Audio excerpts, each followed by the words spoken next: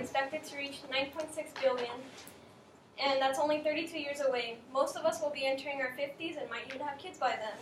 So this is an issue that we should all care about, because if we all love to eat food, then we all need to get fed, and this is an important issue. My speech will serve to kind of explain why organic farming alone should not be used to help feed the growing population, and then I'll go into explaining why.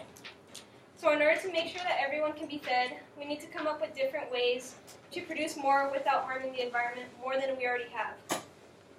So the question that many agriculturalists and policymakers have is, how are we going to feed 9.6 billion people by 2050 without making more harm to the environment? Organic farming has been brought up many times to answer this question, but there's a lot of controversy behind it because critics, according to John Reganold, a professor at the University of Washington State University, says that critics argue that organic farming will require more land to produce the same amount that conventional farming would have. And so there's a lot of the controversies behind the yield gap, that's what they call it, and supporters say that if more research is done, that yield gap can shrink. And so I decided to go in and research if this is true. So is it? Yes. In fact, in 2017, Amina Khan wrote an article for the LA Times that illustrated what Adrian Muller, an environmental systems scientist, discovered after simulating about 500 different scenarios of feeding the world. He discovered that switching to organic farming completely and feeding the growing population is possible, but only if we completely eliminate the consumption of meat, which, as we all know, if we are meat lovers, that's not going to happen.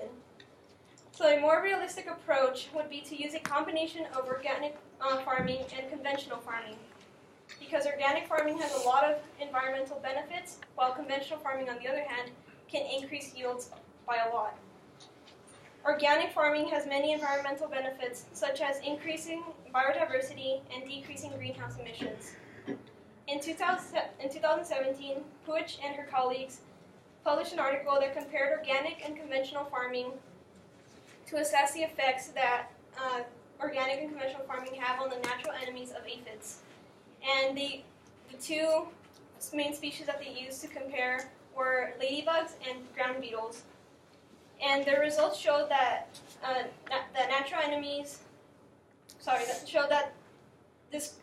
a large diversity of different farming practices does have an effect on natural enemies of aphids. In fact, they concluded that both organic and conventional farmers could adjust their farming practices to be more diverse in order to increase these populations of ladybirds and ground beetles to help eliminate aphids instead of using man-made pesticides, which eliminating the use of man-made pesticides would really help our environment because it would not be emitting so much carbon into the environment or nitrogen, which is a huge plus. Increasing the biodiversity and the abundance of small mammals could help feed the growing population by making it clear where crops grow best. Coda J and her colleagues stated that the abundance of small mammals could be a good indicator of habitat quality, which would let us know where the soil is the most, where the quality of the soil is the highest. And so by using small mammals to kind of identify where these areas are, we can use that to our advantage to go ahead and harvest in those areas, and that could increase our yields of food. Another benefit of organic farming is that it can help increase the populations of species that are slowly becoming extinct, especially in developing countries such as Kenya. Sean L. Tuck and his colleagues have come to the conclusion that it is possible that organic farming, on average, that is possible to increase these populations of species that were once common in developing countries, because organic farming, on average, increases biodiversity, which could help these common species thrive, or once common species thrive. So we've talked a lot about environmental benefits that organic farming has on crops. But what about our other source of food, meat? Organic agriculture can also be used in the production of meat. In fact, I am currently enrolled in the Stocker Cattle Enterprise here at Cal Poly, where our Cal Poly's grass-fed beef comes from. And the practices and management styles that are used at Solomon Pacific Ranch are plant grazing and holistic management. And so by using a combination of these two, Solomon Pacific Ranch has seen great profit without using the use of pesticides to manage all the perennial grasses.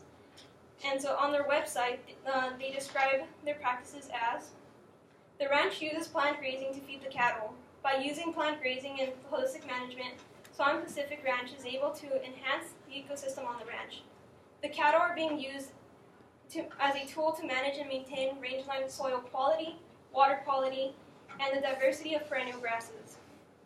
Plant grazing can help make use of land more efficiently, and using land more efficiently could be more beneficial to the environment because we would not need to cut down as many forests or any other natural resources to convert those to farmland that we could use. Jonathan Foley from the University of Minnesota states that 38.6% of the Earth's surface is used for agriculture production. And so this diagram that you can barely see is one that he published in his article, which looked at analyzing and producing kind of a plan of how we could feed 9 million people by 2050. And so this shows the relative ratio of farmland to the Earth's surface. I have seen firsthand the benefits of using plant grazing.